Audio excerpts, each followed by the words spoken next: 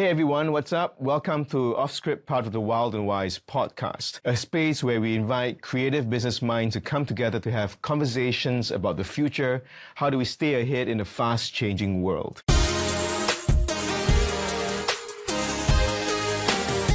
If you're enjoying this podcast, hit the like and subscribe button so that we can continue bringing you great content. Just going to be three of us talking about a couple of things today, but one of the things that was interesting was something that Vincent shared with us on our chat group about the death of a corporate job. Yeah, Vincent, you want to give us a little bit of a lowdown on what that is? Yeah, so I think 2 weeks ago, there was a really good article on Substack. It's called The Death of the Corporate Job by Alex McCann. Since then, there has been 2 sequels, episode 2 and 3, that has followed that. I never knew that.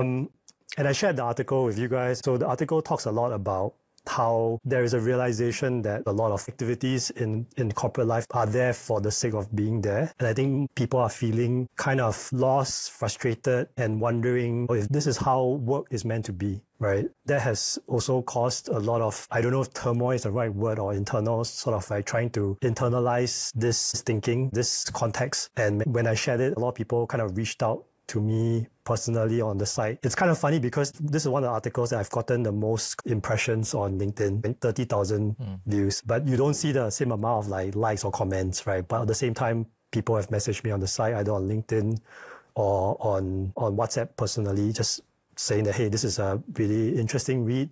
So I think a lot of people found it resonating. It's also a case where we've come to this point of time where a lot of things happening, right? So the context of AI going to displace a lot of the work that we do. Also, there's been recently a lot of layoffs at some level where people have spent a lot of their lives in a particular role or job, and then they found themselves kind of losing their identity. And also the younger generation now looking at, what's happening around the world. I came across this really interesting context of what they call a cultural whiplash, where when you scroll through social media these days, you see a range of various different things that knock you from end to end, right? Influencers talking about traveling, and you have people taking sabbaticals, all the way to a lot of conversation about AI. Then suddenly you flip the switch and then you see starving kids in the Middle East, and then you see people sort of talking about losing their jobs or having people who they've known who've just passed on. So you kind of just get rocked at every end. And I feel like maybe this is part of the reason why something like this resonated, because you start to think about, is there more in life than just work? And perhaps it's also the case where coming into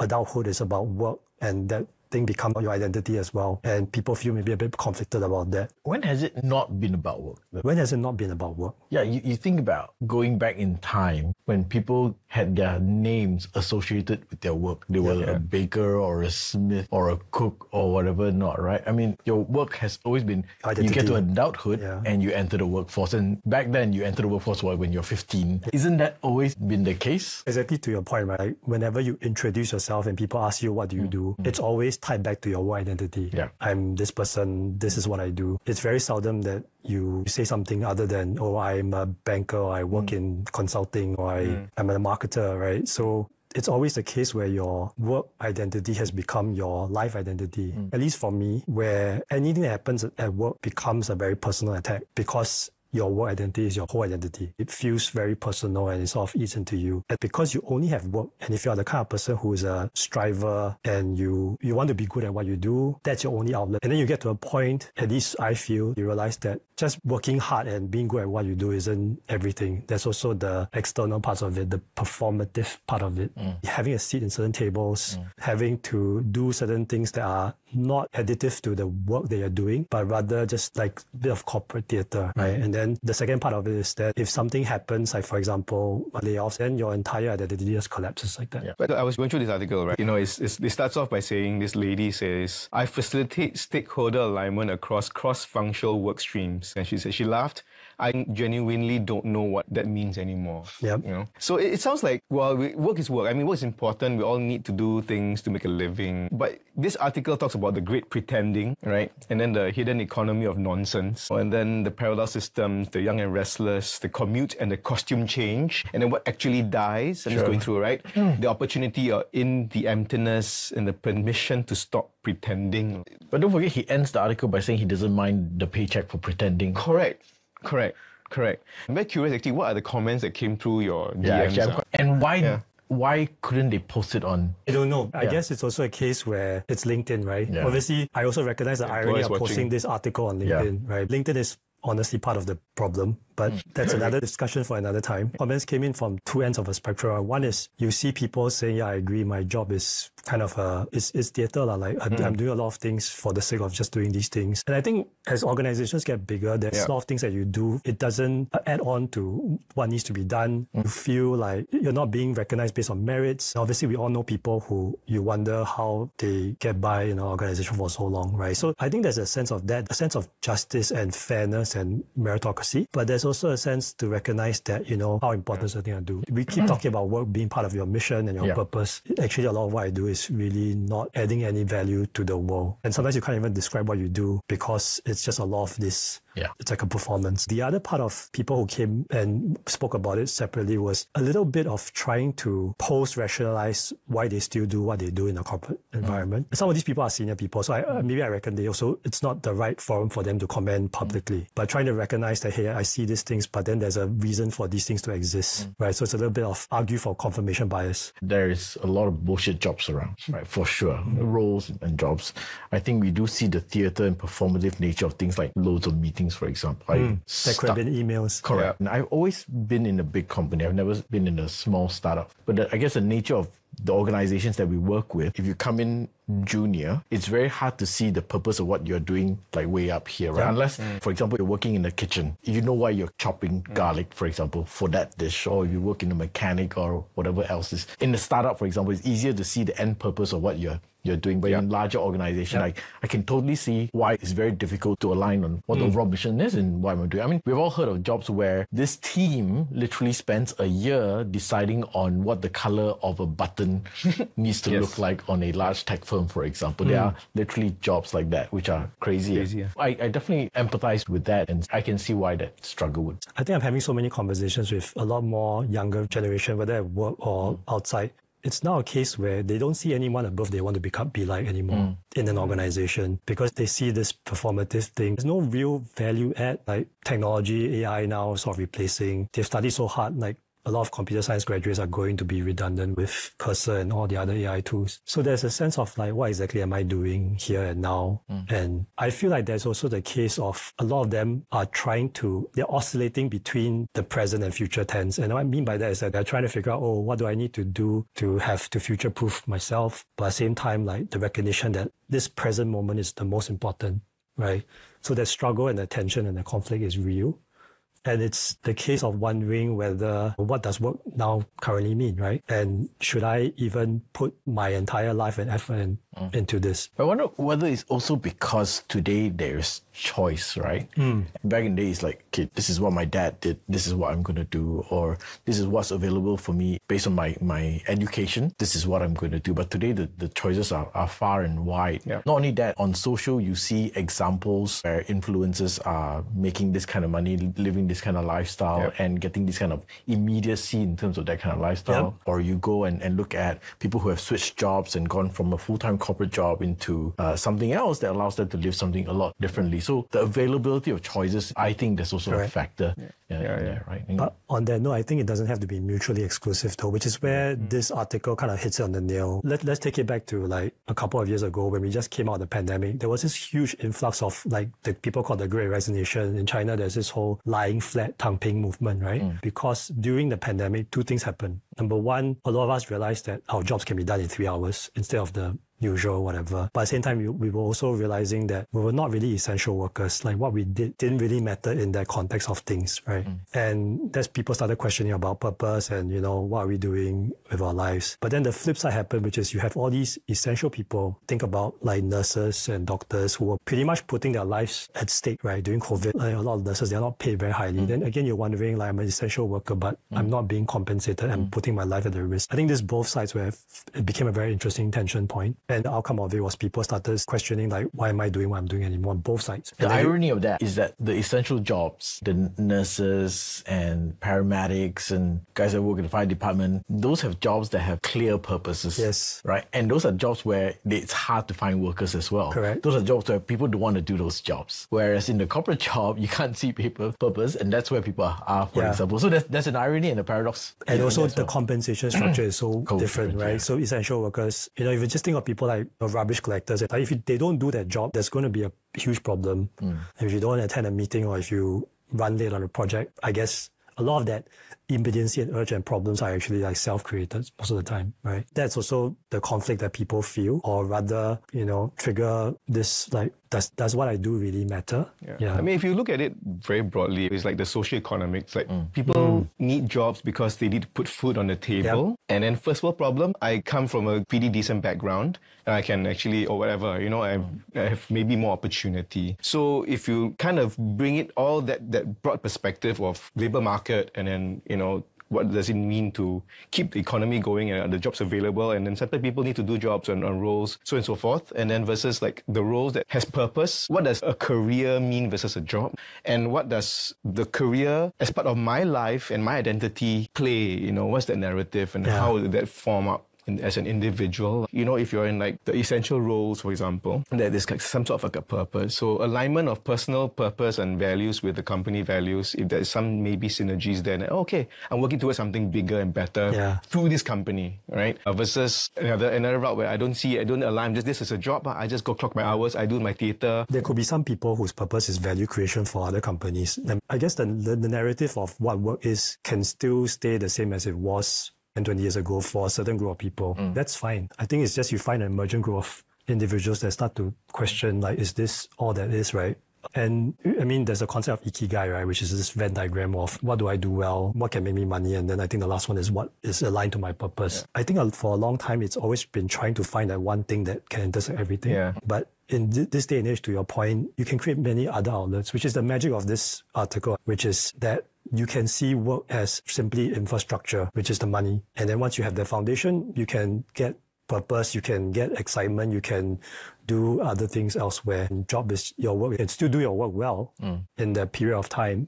Then anything else, you can find purpose, you can find excitement, you can solve interesting problems somewhere else. I wouldn't hire someone like that though. Yeah, but the thing is, the person might still do his work well, but just the work is not everything to them, right? It's important to have, to me, what I call identity diversification, which is kind of like your portfolio diversification. If one thing in your life isn't working well, you have other things to fall back to, your other projects. For me, it comes in 2 points, because actually, I've done that. I've left the agency, tried to start my own business. This was, 10 over years ago. I feel like there's no meaning, or I can't get the meaning that I want. Then you realize that when you start your own thing, there are other challenges like payroll and all the other stuff. And it's hard to run multiple things where you have to worry about the foundation of it, which is how do I maximize my time for money. And I think what this is saying actually is that, you can have a full-time job. You can still do your job well, get the money you need, but then have outlets everywhere else. And this does 2 things, right? If something doesn't go well in one thing, then you have other things that keep you going. And if you are a person who is a striver, wants to achieve, a lot of times stuff at work has a tipping point. If the client doesn't buy this, the thing that you put so much effort in is not fully within your control. Here you have opportunities to find other things where you can take it into fruition and bring it to life. Those other outlets become a means for you to actualize versus maybe work sometimes where you realize that there are constraints. I mean, whether you hire those people or not, that's a judgment call, right? But ultimately, I feel like I'm happy where I am. I've made a decision of trade-offs, and the trade-off is I don't have to move up or I don't have to move laterally. I'm happy doing this and I can be good at that, but I'm going to ring fence my work into this bucket, and everything else, I have other things that, will bring me the purpose or the joy or everything else. Yeah. It depends which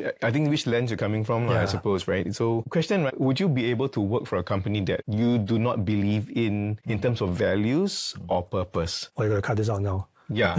So, I don't know, let's talk, we can edit later. So for example, right, if they offered us to work in a fast food chain, you'll be CMO.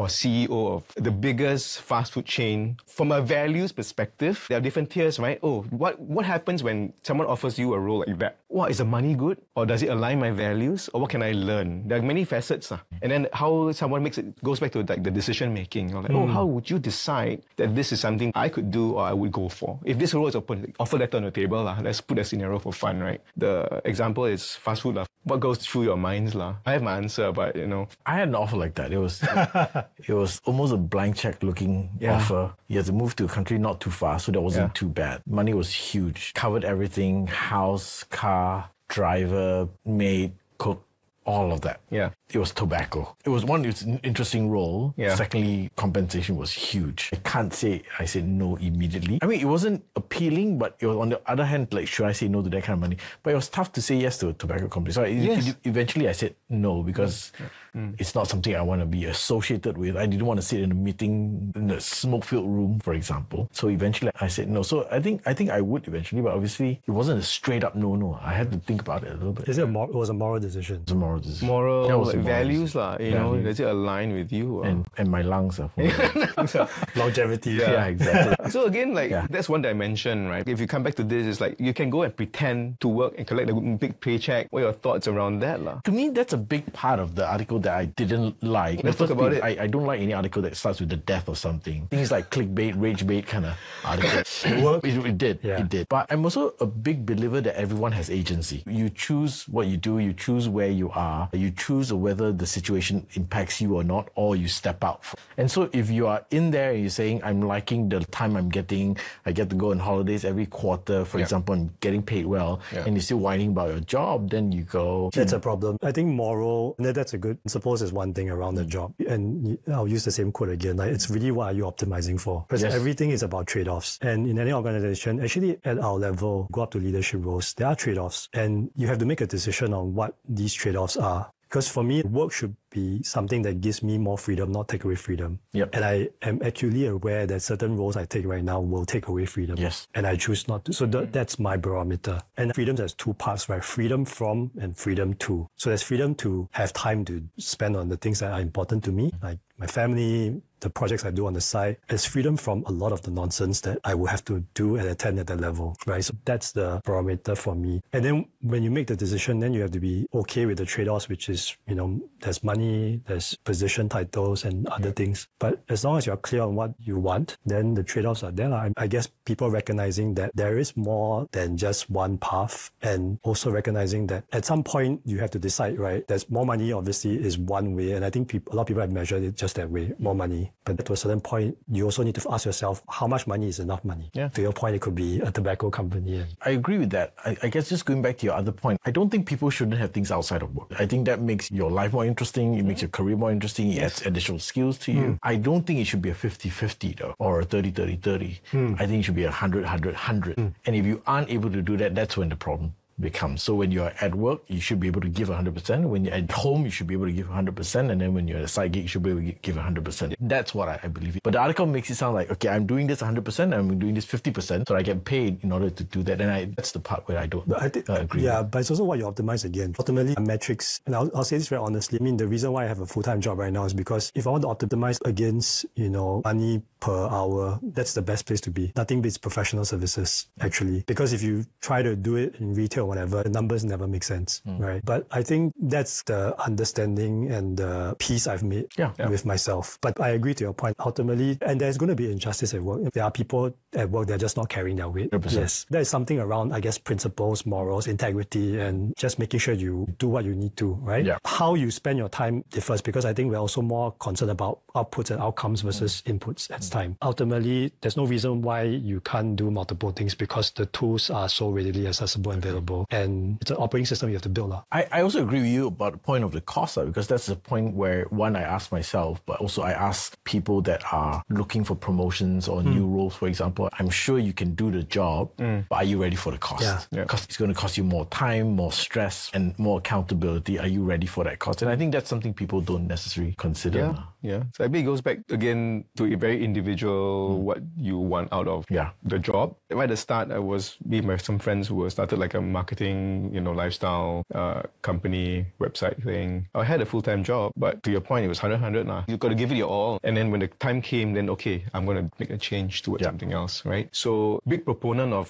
having diversity in your life. I mean, at the end of the day, you got to learn various aspects so that it adds value to what you're doing. If you look long-term, if you're just doing for the sake of theatre, and then fine, that's your call. I've been in corporate for many, many years, and I think it's about what you learn from it, add value, do your best so you get the most out of everything that you do. Totally. That's really the passion and your standards, right? Don't do anything half-assed, basically. If you want to do something proper, build it to a point where you can be even stronger and more powerful, or even greater, to add value to other people. That's what comes to mind as I read through this. Yeah, sure, you can do the theatrics and all that, fine. I suppose it's just managing relationships, all that stuff, right? But the essence of it is give it your all so that you learn and you can take away. And you may fail, you may have many, many hurdles come your way, but if your mindset is right, you're just adding and attributing everything you learn towards the next level, the next pivot. And adding and taking that in your corporate job to maybe another role in the future within the corporate environment, or an startup, like your own business, whatever, So that was my mindset. And the corporate job has really helped me. It came at a cost of time with family, pressure. The higher you go up, sometimes you do lesser work, but the amount of accountability, 5x. Yeah. Right? Revenue, 10x? Yeah. Then it's all on your shoulders. So the ratio of just executing or versus the accountability is very different. So this thing resonated with me, like a mindset perspective, approach. I agree. Yeah. I think if you're in a job situation where you're not happy and the only thing you're getting out of there is money and you're not learning anything, you're not growing, and you still continue to stick there, that's on you. That's on you. Yeah. Because I think whatever situation, you should be able to learn something out of it and get something out of it. You continue to stick with it, that's on you. I don't think anyone would fully disagree with the article, because what this article does is to see things for what they truly are. Right? You recognize that there's a performance part of it, and there's also depth in what you do in the corporate world, right? I think it's just really opening your eyes. Once you see things for what they are, then you can see the blind spots better. And to your point, everybody should have agency. Some people more than others, but then you have the agency to say, well, if I'm not happy, the best way to complain is to do something, to make stuff right, and then you exercise the agency and either do or change. The other part of identity diversification, which is also interesting to me, is sort of a survival, self-preservation thing, because roles are so shaky right now with AI and things happening. So it's almost the case where you don't want overnight you lose your job, your whole identity is tied to it, and you don't know what to do. So you kind of try to build runways for other things that come up. But the big takeaway, as we're discussing, is always understanding what your point of view is regardless of any situation, right? So at work, if you're just kind of cruising and not learning of it, and if you're not able to create a new point of view, then to me, you're stagnating, If you do not have a point of view, then you're just like, okay, no comment. Then that is the worst place to be, I feel. Leading to what Ben was saying also, like you need to growth. Actually, I find doing things on the side, it doesn't go against the work. Sometimes, to me, it actually enhances. I mean, the reason why we started Freshly Pressed 10 years ago was because I was running an e-commerce agency, and I was like, how do we consult with companies unless we know how to run a company, how to create products and fulfill them and sell stuff? Like, if you try to consult with somebody not having ever run a business yourself, it's a little bit like a sham, right? So you need to understand how things work. I mean, so the way I've always viewed my career is based on my lifelong love for gaming. I've always been a gamer all my life, right? And in the gaming, as you play, you always have to think about where you are right now, levels, and then how do I get to the next level, but think of the level after that as well. And ensure that, one, I can pass this level, I have the right kind of skills or in a game, the right kind of features or whatever, not to get the next level and the next level, right? And that's how I've always thought about it. And so I don't think careers should be, and I've always thought about careers not as a monolithic job, but more like a portfolio whereby, okay, yes, I am with these organizations, and I think we all will admit today organizations are very different from last, right? I mean, there's no longer the same kind of lifelong careers in one company as and there's exceptions to that. But if you think about it as a portfolio, you think about it as what are the different skills I need to do to get me to the next level, regardless of where I am. And if you think about skills as stacks within like an architecture, for example, then you go, okay, let me think about what I'm doing now that's going to allow me to build different parts of the stack so that I can get to the next level and grow there. And some of that might come from my current role. Yep. Some of that might come from me being proactive in my current job. Yep. Or some of that might come from things I'm doing outside, for example. But what I'm doing is building my portfolio of skill sets and knowledge that I require to get me to the next level. Yeah. So I think if people think about it like that, your identity is not tied to a job, but your identity tied is, okay, where do I want to get to, and what skill sets and what stack do I require to get me to the next level? Totally. Back to what I mentioned earlier, like the point of view is like what you need to get and gain to give you a very clear point of view of what the next thing could be or where you want to go. Yeah. Being very specific about it. Otherwise, I didn't come on my mother's womb knowing what I do. Yeah. I still had to go through the grind at the beginning. And at the beginning, I had to find a way of telling myself what is the purpose of doing all those Excel sheets analysis for, right? Which is really grind, analyst work, for example. And once you do that, you change your perspective. You go, okay, I'm getting something out of this. I'm learning from the skill sets. I'm learning from the knowledge, for example. I'm getting a lot of base foundational skills that builds me up for the future. If people need to look at it like that, then you're not so tied to just, okay, here's my job and I'm bored of it. Let me move on to the next job. And so my identity switches from one thing to the other, which is not the right thing. Yeah, but some people's identity is just what's the job that pays the most. Yeah. And they're okay with that. It's okay. Or what's the job that has the better title. I mean, it's still fine, right? Sure, which allows you to go maybe 1 or 2 jobs okay. By the 3rd or 4th job, you might have an issue. Yeah. 4 or 5 years down the line, seen through you get seen through. Yeah. They will catch you, go, hey, hang on, why are you jumping jobs so much? Why are you changing roles so much? Actually, what did you do in the last job? At some point, you get caught. Yeah, I think it goes back to the value that you want to really bring to others. Totally. I feel that that's a mindset for me. Actually, on that note, it's interesting because my parents had actually one job, both my parents. They were in the same job for pretty much most of their careers, and then they retired. And obviously, these days, an average person has 7 to 15 different jobs over time, right? I think it's a case where, to your point, I mean, we use the term job hopping or disloyalty or loyalty. Yeah. How do you view that, right? Because like for me, jobs are like experiments, right? And also to your point, what can I learn here? And then once you learn that, is there something else still to do, right? Because after a while, the domain is very fixed. Like we came from banking from the start, and I know a lot of my peers who have stayed in banking and they've, moved in very senior positions right now. But then it's in that one domain, right? And if you sort of shift out to do different things, I'm not saying one is better than the other, right? But again, it depends. Like, do you want to be very specific in a vertical? Do you want to, how do you find the different skills and also cross-industry category knowledge to be able to grow? Yeah. And sometimes solutions come from something else versus within. But in hindsight, I'm sure you also say that you've learned something from every part of the way, and you pick up who you are today is because of all those stops along the way, right? There's this interesting saying around, before you find what you love, experiment more than commit. That means experiment, try different things, try different skills. And again, we're still talking about work. It doesn't have to be companies, but it could be even in company, try different kind of work, try different kind of projects and all, right? Experiment before you commit. On the flip side, once you find something you love, commit more than you experiment. Yeah. Still talking about work. But exactly, that's a real good statement, right? Like you mentioned that also, career is like a bunch of experiments. Yeah. You have no data points or no benchmark until you try it, right? Yeah, you can talk to as many people as possible. You can read about it, but until you do the work and get involved either with the company that does the work or do the work yourself before you join, like, whatever it is, then you got to experiment and feel it. Sounds like that's what we've been going through, right? We've done a bunch of different things. Therefore, it helps sharpen the thinking and knowing what you like and what you don't like. Yeah, I mean, I was at a career fair recently. I was volunteering at a career fair, and people come up to me, oh, I'm going to graduate in this, or I'm studying this, what should I do next? And my point was, just because you're studying accounting, you don't have to try and do an internship in an accounting firm, for example. Right? Go experiment, try different things until you really find what you really, really want to do. My son, and he's going to hate me for mentioning this, but his school does job shadowing, right? He's still in secondary school. And there's a whole bunch of stuff with, there's glamorous jobs, there's like law firm jobs, and then there's stuff like in hotel, the hospitality and restaurants. I can tell you most of the kids are going to go for the glamorous jobs. But my point was, go experiment, right? Get your hands dirty, try different things. I think that's what people should do. And then you know what you don't like. Yes. And then you also find what you like. Every job you do, you learn something. Yeah. I started out cleaning toilets in restaurants, bartending, and you build people skills there. Everything that you can do, it can actually attribute to growth in a career, be it corporate, non-corporate. It's just about applying the right mindset. Yeah. And to your point, everybody will go for the glamorous job, right? Who wouldn't, right? It's just like, maybe it's just the mindset, maybe it's just the upbringing, but try everything, try different ones. I learned a lot about myself and people skills there also. Yeah. And there's a lot to learn along the way. That's what I would say. There's also a lot to learn, people skills to learn in the corporate world where you have to say, instead of saying go whatever yourself, you have to say, oh, that's an interesting take.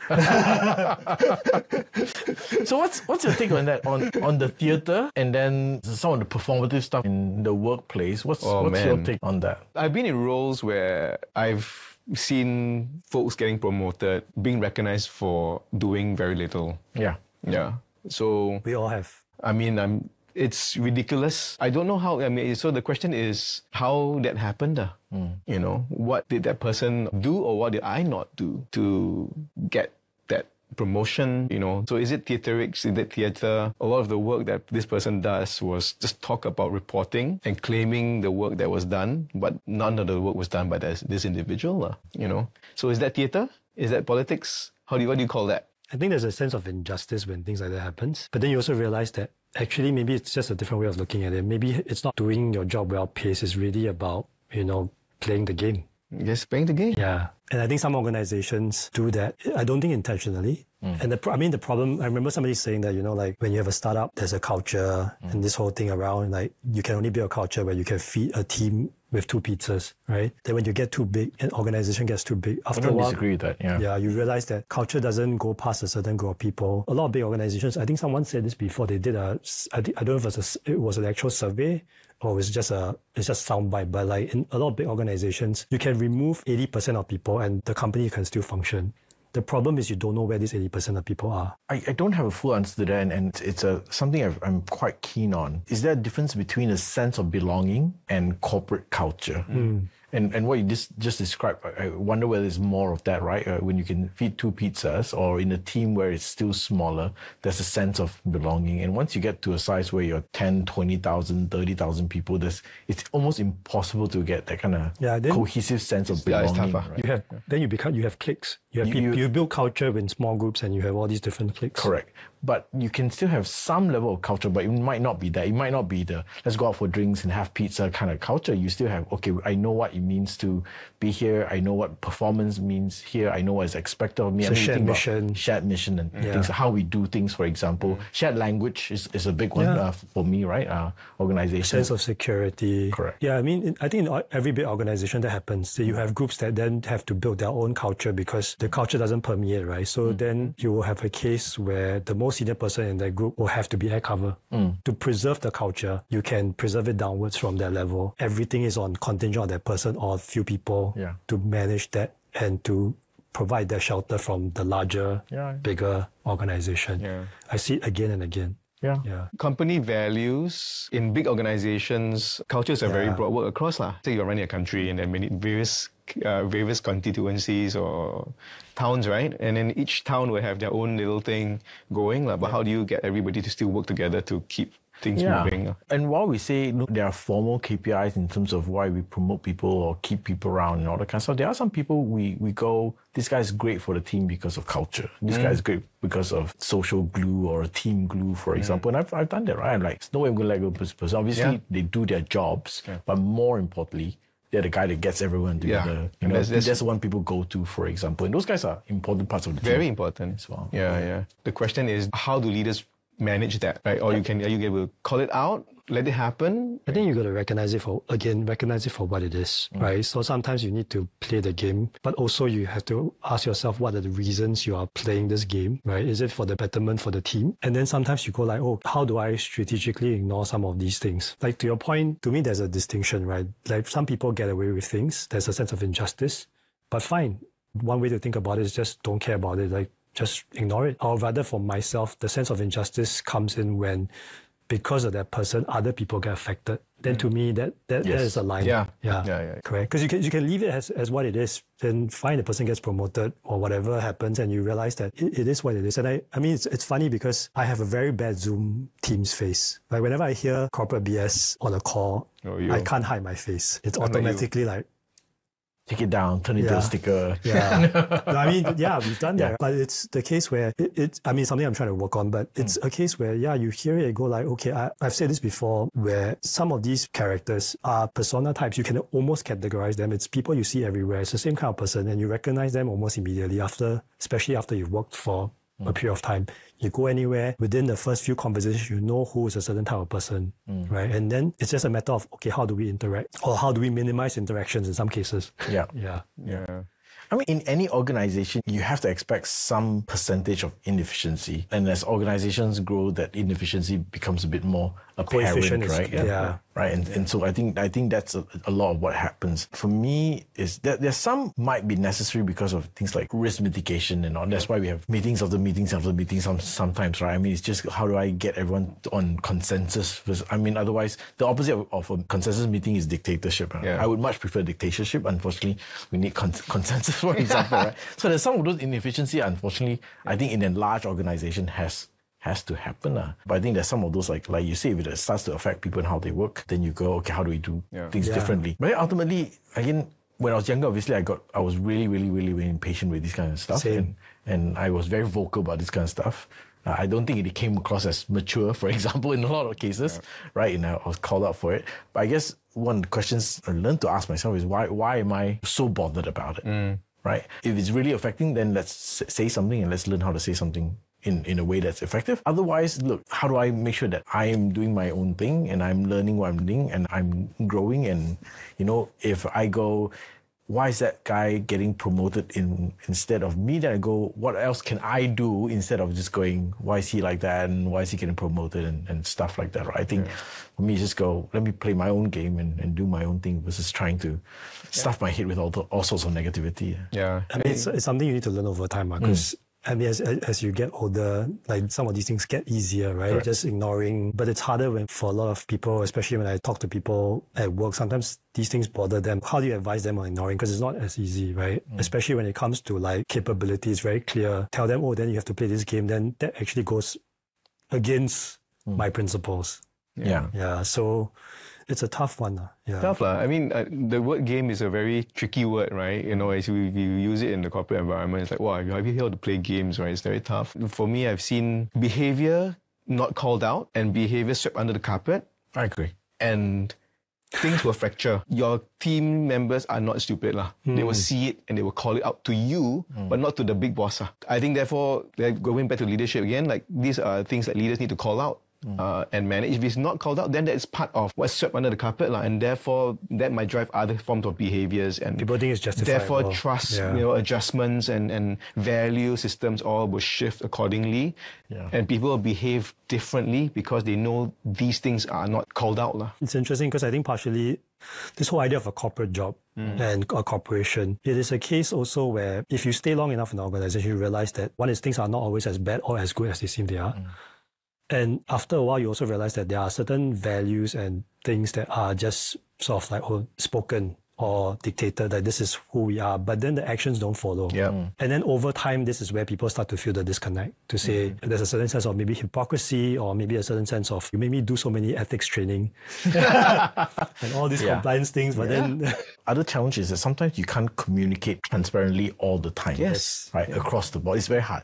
So there might be actions that are taken that you cannot communicate, for example, and that becomes a challenge. But over the years, I've always believed that a DNA of a company is a DNA of a company, right? I have in many times gone into organizations believing that I will change the DNA of a company, or it will change, for example. And I think I'm at a point where now, okay, if this is a DNA organization, I have to take that agency to go, am I okay with that or not? Am I sticking around, not sticking around? And I believe that people need to start thinking about that. Marriage is also like that. Marriage is also like that. Oh, that's true. I mean, you cannot totally one person change the entire thing. There's no way, especially if you're in a global organizations. But I think you just need what sits well with you, and then how do you translate that into your own work and your own 100%. teams? Is not follow blindly, but you got to take it on and lead the way that you're comfortable with, and how you then form and develop your team, hire people, so on and so forth. I think to round it off, it goes back to trade-offs, which is what would you accept, right, at any point of time, and things change. Things are always in the flux. Organizations change, people come and go, the team dynamics changes. Like I said, that every decision to stay, to continue growing, or to move, or to do other things, it's basically a decision around trade-offs. And these decisions get adjusted if certain triggers happen. Like to your point, sometimes it's hard to communicate across an organization or decision, and then it comes across as certain ways. It doesn't help where, people jump at conclusions and talk about things. I think it's helpful to always, this doesn't just apply to this, but for any conversation or any point of view, to be able to take both sides. Yeah. And at least look at it from both sides and say, why is this happening the way it is? Right? Yeah. So again, based on the trade-offs, you make a decision, and the tipping point will always, at least for me, be number one, am I still learning anything from this place? Am I still value adding? Am I still being useful? And number two, are the organization's values and principles aligned to mine to a degree? The other interesting point about this is also sometimes when these things happen in an organization, whether it's injustice or inefficiencies, for example, and everybody sees it, right? I'm okay with people voicing it out, but how people voice it out gives me an indication of maturity. Yes, yeah. And sometimes I go, oh, interesting. You're great at your job, right? You're the best at what you do, but there's a certain degree of which I got, oh, maybe you're ready for the next level. Yes. But I was always hesitant, and now I know why. There's a degree of immaturity that still needs a bit of honing, for example. And this kind of incident sometimes helps me iron those kind of things out, or help me see those in a better degree. Yeah. I would like a specific example. The way you approach it. Yeah, the way you approach it, right? The way you approach it. Either you complain, or it's like, hey, you know what? This is my perspective of things and how I can make it better. It's easy to complain. It's hard to be the change that you want to be. I think we always say that, but sometimes it's also a case where there's a middle ground, which is you don't complain. You know that's not something that you can initiate and change because it's a large organization. The middle ground is learn to live with it. Yeah. Or know that you've done your part. Yeah. Right? You said something, you raised it up, move on and do your own thing. Yeah. So is the death of the corporate job a real thing or no? What do you guys think? I don't know. I think it is in its original intent as a corporate job. Maybe there is a shift. So maybe there's a death in that paradigm has existed of, work is everything, your whole mission, purpose and everything has to be around this one thing. And maybe to the point where there's a separation, right? How you see it, it's not your sole identity, right? I always feel like that's always a challenging part. Even when I was young, right? Like looking at finding a job where, exactly fits the intersection of a Venn diagram. It's so difficult. Like find something that you can be good at, so that's easy for you. You have an advantage over. Find something that pays well, and then find something that there's a bigger mission. Actually, a lot of it is also the story you tell yourself. It's an internal narrative, right? 100%. Yeah. I've never had a job I didn't like. You can really pick the delusion that work for you. Because I always drink the Kool-Aid. I always drink that's fine. Yeah, that's fine. That's my thing is, if I'm going to go for a job and if I'm going to go there every day, why be miserable? Yeah, exactly. Yeah.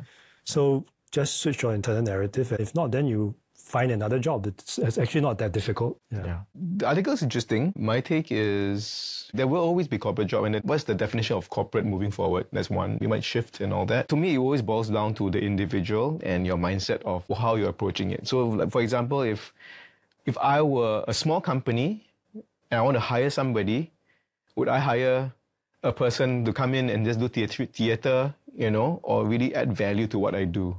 Yeah. Actually, that's the reason why a lot of startups, when they start to get bigger and they hire somebody from a corporate job over, they realize that it's not just theater. So some people can't execute. They can they are very strategic, but they cannot. We've had some of these conversations around consulting as well. Sometimes when you need to be able to do the work, right? Correct. Yeah. To execute it. Yeah. So if I were to hire somebody, then I want someone who really wants to grow. And it may or may not have to grow within the company that I hire for. If you want to grow somewhere else, go. You want to spend a year with me, working with me, or with a small company to grow. I want to let you fly. My ex-boss used to tell me, Gerald, you can never hold a good person back. Yeah, let the person fly.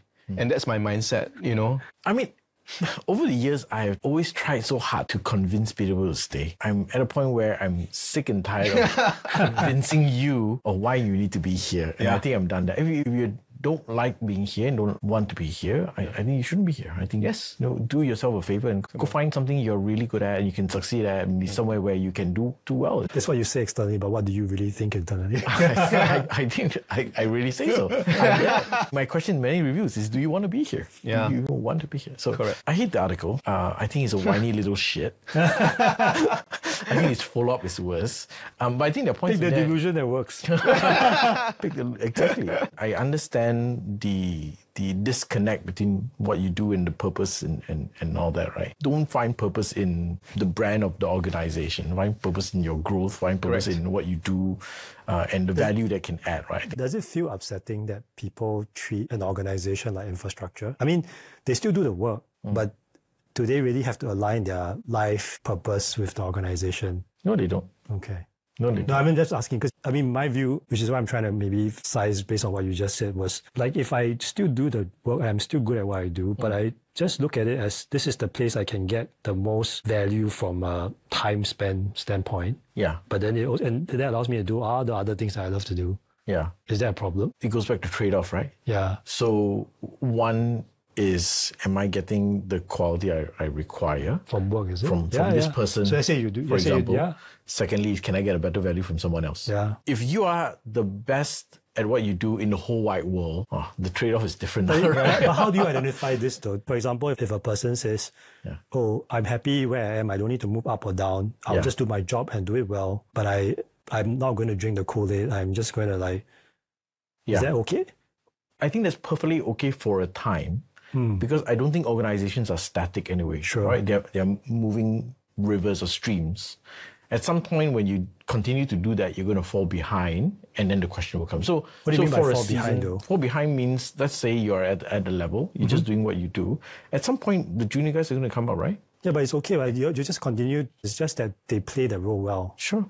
Yeah. Sure. It's almost like in an agency where you have very good writers, then you go you need to be a CD, and now you need to manage people. Sure, but being there as long as you are, most of the time, you're also going to ask for additional comp. Let's say that doesn't. Okay. Then why not, for example, right? So there's always there's always inflation, obviously, adjustment. Exactly. Things like that, right? Okay. But I do think people have to think about those things. I think value becomes very important, especially now with AI coming in. The question of what value do I add becomes really, really important. Yeah, because to me, the only thing that I feel like, if there's somebody like that versus somebody who just is performative, but then gets to move up. Oh, definitely. Then there's the question of, but actually the more you move up, the more performative you also need to be. That is a case. So it's the case of what happens if the person or the group of people just really want to do their job well. Because I think that was the case when I first started my own agency, where you have a group of people who they don't care about titles, whatever, but they're really good at what they do, and they're just like, I don't want to play this game anymore. Sure, but trade-off again is trade-off, right? Yeah, it's trade-off, right? It means you are going, okay, I'm going to say this level, I'm not going to go up, and etc. Yeah. But do you need to go up? That's actually the question. What are you optimizing for? No, exactly. Do you need that? To me, is the paradigm that's changed. So if what we say right now is the death of the corporate job is that the construct of a corporate job is you have to always look to move upwards, then to me, the construct is no longer correct anymore. Not for everyone, of course, but for a group of people, I think that construct no longer exists. You flip it the other way around. Does your salary also have to increase? Yeah, I understand, yeah. I think my dad was like your parents, right? He had the same job his entire life. He was a teacher. So his salary increment was minuscule, probably just purely inflation. Adjusted. But he was happy, satisfied and all that. I think if you are optimizing for that, then you're okay. Yeah. I think the other part, it's also true whereby just because you've moved up doesn't mean you have to always have to compromise yourself though. I think there are parts of the theatre you can't escape. I do try as much as possible to go, that's not my thing, someone else do that, for example. I still enjoy the work. I really, really still enjoy it. There's a percentage of my time where I go, I still want to do the work, for example. And that's a choice, right? So yeah. So what we could do now is we'll leave the link of the article in the comment so that we can go check it out. Let us know what you think of the article. And the article is called Death of a Corporate Job. Part 1, 2, and 3. Good conversation, man. I think, there's a lot of diversity and perspectives. Awesome. Tune in again next week for more content.